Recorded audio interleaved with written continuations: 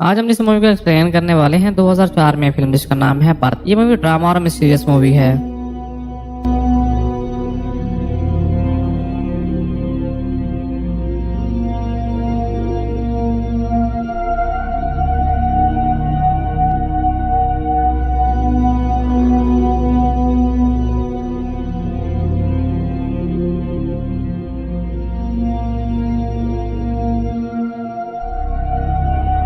Movie शुरू होती है में 30 साल यूनिवर्सिटी का प्रोफेसर शॉन को देखते हैं, जिसने अपनी पूरी जिंदगी साइंस के लिए वक्त की होती है। जब वो बर्फीली सड़कों पर सैर कर रहा होता है, वो ये बोल रहा होता है कि मौत के बाद कोई और जिंदगी नहीं होती, मतलब कि उसका तनासुक पर यकीन नहीं होता है। वो जैसे एक सुरंग पर पहुंचता है, उसे दिल का दौरा पड़ता है और उसकी अचानक वहाँ पे मौत हो जाती है और उसी वक्त एक शहर में बच्चा जन्म लेता है।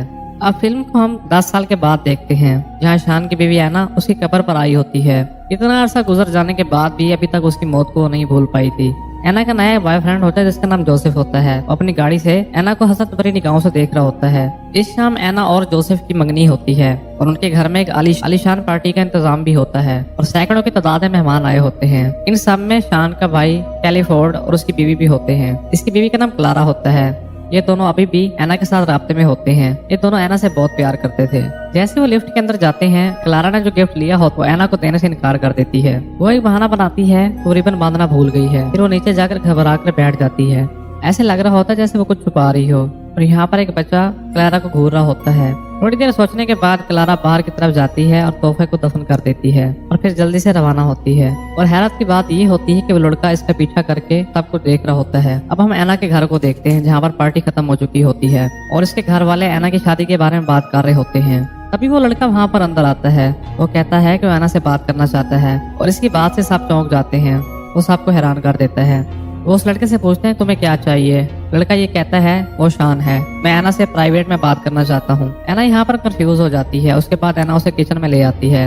उसके बाद उस लड़के से पूछती है वो क्या चाहता है। शान एतमाद के साथ कहता है मैं तुम्हें चाहता हूँ। वो ये भी कहता है मैं तुम्हारा हस्बैंड हूँ, मैं दोबारा जन्म ले चुका हूँ, मैं 10 साल पहले मर गया था। एना उसकी बातों से हंसती है और उसे घर से बाहर ले जाती है। लेकिन लिफ्ट में भी शान अजीबोगरीब और बहुत संजीदगी के साथ बातें कर रहा होता है। वो उसे कहता है जोसेफ से शादी मत करो, तुम बहुत बड़ी गलती कर रही हो। ये बात एना को बहुत परेशान करती है, इसलिए ऊपर जाने से पहले उसे गार्ड के हवाले कर देती है। रात को जब जोसेफ और एना करीब होते हैं तो जोसेफ को उस लड़के की बातें बता रही होती है, लेकिन जोसेफ इस बात को नजरअंदाज कर देता है। अगले दिन एना जब काम पर होती है तो शान फिर से उसके साथ राब्ता करता है। वो एना को एक खत भेजता है जिस पर लिखा होता है कि तुम जोसेफ से शादी मत करो। एना ये खत लेकर अपनी फैमिली के पास जाती है और ये सब उनको बताती है। उसके फैमिली वाले कंफ्यूज होने के बजाय उसके मजाका खेज बोलकर हंस रहे होते हैं। लेकिन यहाँ पर जोसेफ परेशान दिखाई देता है। वो इमारत के गार्ड को फोन करता है। उसे कहता है इस लड़के के बारे में मालूमात हासिल करो। अब यहाँ पर शान एक बार फिर से फोन करता है और कहता है लॉबी में एना का इंतजार कर रहा है। अब जोसेफ नीचे की तरफ आता है और शान के सामने होता है। थोड़ी देर वो उसके साथ गपशप करता है। उसे पता लगता है कि शान के वालिदैन भी इसी इमारत में हैं, इसलिए वो वहाँ उनके पास जाता है। वहाँ पर एना को बुला लेता है और उसके पेरेंट्स एना और जोसेफ से माफी मांगने के लिए कहते हैं, लेकिन वह 2 टोक अल्फाज में ना बोल देता है। वो ये भी बताता है कि एना का पीछा जारी रखेगा क्योंकि वो उसकी बीवी है। ये सुनकर एना गुस्से में आ जाती है। वो उसे गुस्से में कहती है उसे वो दोबारा परेशान ना करे। अब उन दोनों के जाते ही ये लड़का जमीन के ऊपर गिर जाता है। एना जो अपने हस्बैंड को दिल का दौरा पड़ने की वजह से खो चुकी थी, वो ये देखकर बर्दाश्त नहीं कर पाती है। उस रात सोने से पहले शॉन की माँ उसे तसल्ली देने के लिए, लेकिन शॉन अपनी माँ के साथ बदतमीजी से बात करता है। उसे कहता है मैं अब तुम्हारा बेवकूफ बेटा नहीं रहा। अगले दिन एना और उसकी माँ जब नाश्ता कर रही होती है, वो अपनी माँ को बताती है कि शॉन ने टेलीफोन पर एक मैसेज छोड़ा था। उसने एना को सुरंग पर आने को कहा था। ये सुनकर उसकी माँ भी परेशान हो जाती है क्योंकि ये वो जगह होती है जहाँ पर शॉन की मौत हुई थी। इसलिए एना अपनी मॉम को बगैर बताए वो सुरंग की तरफ भागती है। शॉन पहले से मौजूद होता है। वो उससे गुस्से में बात करती है कि उसके साथ ये सब कुछ क्यों कर रहा है। जवाब में वो लड़का फिर से उसे कहता है वो उसका हस्बैंड है। अब बाब नामी लड़का जो शान का हकीकी में दोस्त होता है, एना उस लड़के को उससे मिलने के लिए कहती है। एना सिर्फ उसे घूरी जा रही होती है। अगले सीन में हम बॉब को देखते हैं जो नन्हे शान के पास आया होता है और उसका इंटरव्यू लेना स्टार्ट करता है। अब वो एक रिकॉर्डिंग भी लगा देता है। वो उसे कहते हैं तुम तो तनासुक पर यकीन नहीं करते, मतलब कि मौत के बाद जिंदगी। इसके बाद वो उससे पहला सवाल करता है आप कहाँ रहते हैं। छोटा बच्चा बड़े एतमाद से कहता है कि वो आना के मौजूदा अपार्टमेंट में रहता था, लेकिन काम की वजह से वो ज्यादा करीब नहीं था। जब बाप पूछता है कि वो कहाँ काम करता है, शान उसे बताता है लेक्चरार होने की वजह से उसे मुख्तलिफ यूनिवर्सिटियों और कॉन्फ्रेंसों में जाना पड़ता था। फॉर एग्जाम्पल तौर पर उसने बाप को लेक्चर भी देता है। लड़का हकीकी शान की जिंदगी से बहुत ही ज्यादा पेचीदा तफसीलात को बता रहा होता है। जैसा कि उसने और एना ने बाप के साथ सोफे पर कई बार इंटीमेट भी हुआ था। बाद में एना और उसके खानदान के सामने उस रिकॉर्डिंग को चलाता है जो कि सब कुछ चौंका देता है। अब यहाँ पर एना के चेहरे पर एक अजीब सी मुस्कुराहट आती है, शायद इसलिए क्योंकि एना ने उस लड़के के दावों पर यकीन करना शुरू कर दिया था। दूसरी तरफ जोसेफ की सूरत हाल बहुत खराब होती जा रही होती है। वो फिक्रमंद होने लगता है, उसे ये डर लगने लगता है कि एना उसके हाथ से निकल ना जाए। तभी घंटी बजती है और घर की मुलाजमा दरवाजा खोलती है। यहाँ पर शान और उसकी माँ अंदर आते हैं और यहाँ पर सारा माहौल कशीदा हो जाता है। थोड़ी देर के बाद शान की मॉम एना से एक प्राइवेट में बात करती है। वो उसे डर कर कहती है कि शान अब उसके बेटे की तरह नहीं रहा। जैसे ही कोई उसके पास आता है तो हमेशा बदतमीजी और नाराजगी जाहिर करता है। एना उसकी मॉम के साथ हमदर्दी का इजहार करती है और वो कहती है मैं तुम्हारी मदद कर सकती हूँ। वो उसे रिक्वेस्ट करती है कि शान को रात के लिए हमारे घर रहने के लिए इजाजत दे दें ताकि उसे अच्छे से समझा सके और उसकी पढ़ाई पर भी तवज्जो देगी। एना उसे स्कूल से लेने और अगले दिन घर वापस लाने का वादा करती है। थोड़ी देर बाद हम शान को घर के इर्द गिर्द घूमते हुए देखते हैं। वो वहाँ पर मौजूद तमाम कमरों और फर्नीचर का सही से अंदाजा लगा रहा होता है। वो यहाँ तक भी जानता होता है कि उसकी पसंदीदा कुर्सी कौन सी है।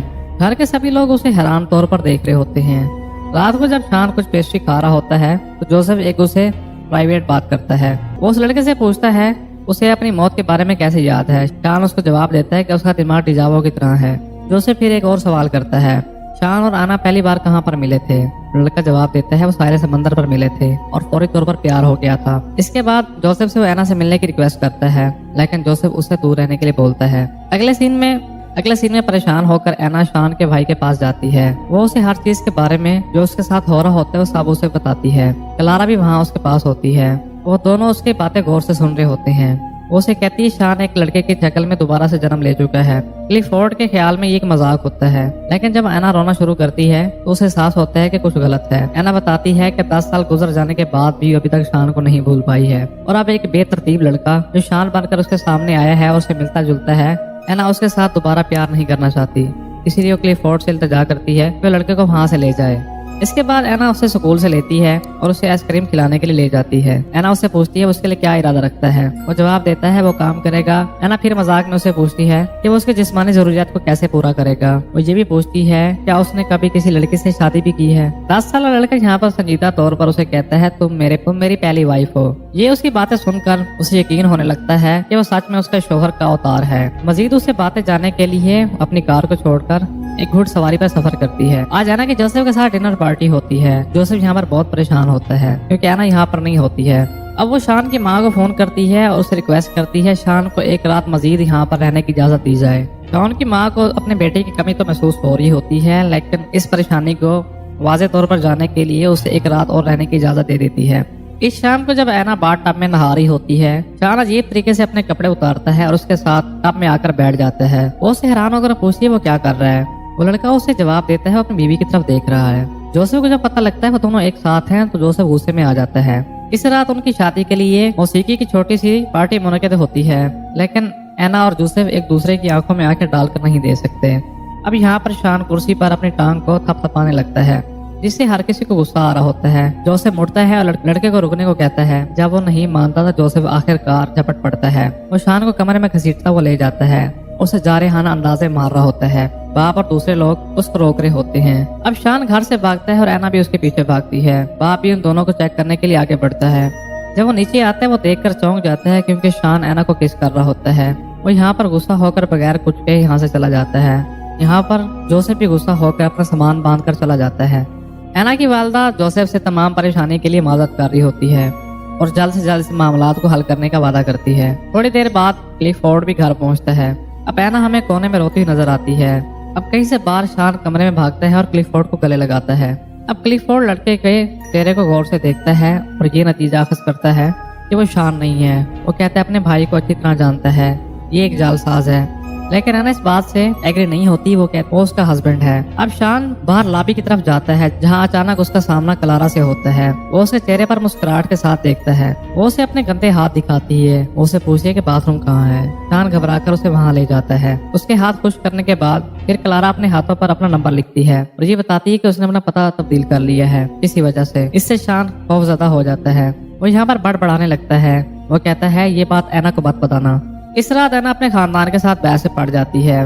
उसकी माँ और बहन ने धमकी दी थी कि अगर वो उस लड़के को जाने नहीं देती तो वो पुलिस को कॉल करेंगे। लेकिन ऐना खतरा मोल लेने के लिए तैयार होती है। वो गुस्से में कहती है तुम लोगों को जो करना है कर लो और मेरी जिंदगी से दूर रहो। इसके बाद हमें मंगनी की रात की तकरीब को फ्लैशबैक में दिखाया जाता है। जब लॉरा ने तोहफा दफन किया था तो शान ने उसका पीछा किया था। लॉरा ने जो तोहफे को खोला था तो उसके अंदर कई खत मिले थे जो कि शान ने उसे भेजे थे। इसके बारे में ऐना को पता नहीं होता है। अब हम फ्यूचर में आ जाते हैं। 10 साल शान क्लारा के उसके घर जाता है। क्लारा उसे जालसाज बोल रही होती है। वो कहती है उसे फौरन मालूम हो गया था कि वो हकीकी शान नहीं है, क्योंकि अगर वो रियल में शान होता तो पहले उसके पास आता। इसकी वजह ये होती है कि असली शान का क्लारा के साथ अफेयर होता है। वो ऐना से खुश नहीं होता है। वो दरहकीकत उसे नफरत करता था। ऐना को इस बात का इल्म नहीं होता है। जब वो उससे दूर था तो उसे खत भेजती रही थी और शान ने एक भी खत को नहीं खोला था। और क्लारा के लिए अपनी मोहब्बत का इजहार करने के लिए उसने वो सारे खत उसको दिए थे। और क्लारा को भी शान से बहुत ज्यादा मोहब्बत थी, लेकिन उसने कभी ऐना को तलाक देने के लिए नहीं बोला था। मंगनी वाली रात वो ऐना को उन खतूत से हैरान करना चाहती थी और इस मंसूबे पर अमल नहीं कर पाई थी। आखिर में नन्हे शान ने खतूत को तलाश की और उन सब को पढ़ लिया। शायद इसकी वजह से वो असली शान और उसकी बीवी के बारे में इतना जानता था। असल में वो ऐना से मुतासिर हो चुका होता है। इसी वजह से उसने ये मानना शुरू कर दिया था कि वो हकीकी में शान है। जब क्लारा उसे क्लियर कर रही होती है तो दबाव में आ जाता है और वहाँ से भागने लगता है। अब छोटे बच्चे शान की नफ्सियात पर बहुत बुरा असर पड़ता है, जिसकी वजह से ऐना को देखना छोड़ देता है। अपना ज्यादातर वक्त जंगलों में घूमने और दरख्तों पर चढ़ने में गुजारता है, यहाँ तक कि वो नाकाबिल तसव्वुर काम करने का भी सोचता है। लेकिन फिर वो आखिरी लम्हात में खुद को रोक लेता है। उसी गुमशुदगी की वजह से ऐना बेचैन हो जाती है और अफसुदगी की हालत में जिंदगी गुजार रही होती है। काफी गौर फिक्र के बाद शान बिलाखिर एक रात उसे मिलने जाता है। वो कीचड़ में लथपथ होता है। जैसे वो नहा रहा होता है तो ऐना उसके पास आती है और उसे अपने मनसूबे के बारे में बताती है। वो उसे कहती है हम दोनों भाग जाएंगे और दूसरे शहर में नई जिंदगी शुरू करेंगे। ऐना उसे कहती है जैसे 21 साल का हो जाएगा तो हम शादी कर लेंगे। अब लड़का परेशान हो जाता है। वो कहता है मैं शॉन नहीं हूँ। ऐना ये सुनकर परेशान हो जाती है। ऐना उसे पूछती क्या वो मजाक कर रहा है। ऐना कहती है मैं तुमसे प्यार करती हूँ। वो कहता है मैं शान नहीं बन सकता जैसा कि तुम मुझसे तवक्को कर रही हो। वो उसे बताता है शान ने कभी ऐना से मोहब्बत नहीं की थी। ऐना यहाँ पर मजीद परेशान हो जाती है और यहाँ से उठकर चली जाती है। वो अगले दिन जोसेफ के दफ्तर जाती है और उससे सॉरी बोलती है। ऐना कहती है कि वो अपने हस्बैंड की आने की वजह से इतना अंधी हो गई थी कि वो अपना कंट्रोल खो बैठी थी। अब जोसेफ उसे एक पल में माफ कर देता है। अब हम फिल्म को कई महीनों के बाद देखते हैं जहाँ दोनों की शादी हो जाती है, लेकिन ऐना अब भी अपने ख्यालात में गुम होती है, जो कि जोसेफ भी उसे नोट कर रहा होता है। दूसरी तरफ शान ने बाकायदगी से स्कूल जाना शुरू कर दिया था और एक बयान में अपने सारे पैदा करते तमाम गुनाहों की माफी मांगता है। लेकिन वो ये भी उम्मीद कर रहा होता है अगले जन्म में ऐना और वो एक साथ रहेंगे। आखिरी मंजर में हम देख ऐना घबराहट का शिकार होती है। वो साहिल समंदर की तरफ भागती है, लेकिन उसकी रेल में पहली मर्तबा शान से मुलाकात हुई थी। इससे पहले वो कुछ कर पाती जोसेफ आके उसे गले लगाता है। ऐना यहाँ पर पुरसुकून हो जाती है। जोसेफ उसे वहां से ले जाता है और इसी के साथ ये मूवी यहीं पर खत्म हो जाती है। असल में इस मूवी की कहानी ये थी कि शान को ऐना से प्यार हो गया था, जिसकी वजह से वो इस तरह से कर रहा था। छोटे शान को ऐना की पूरी मालूमात उन खतूत से मिली थी जो क्लारा ने छुपाए थे। जब क्लारा वहाँ खतूत को छुपा कर गई थी तो शान ने सारे खतूत को जाके पढ़ लिया था, जिसकी वजह से वो ऐना को परेशान कर रहा था और जोसेफ से दूर करना चाहता था। और इसी के साथ ये मूवी यहीं पर खत्म हो जाती है।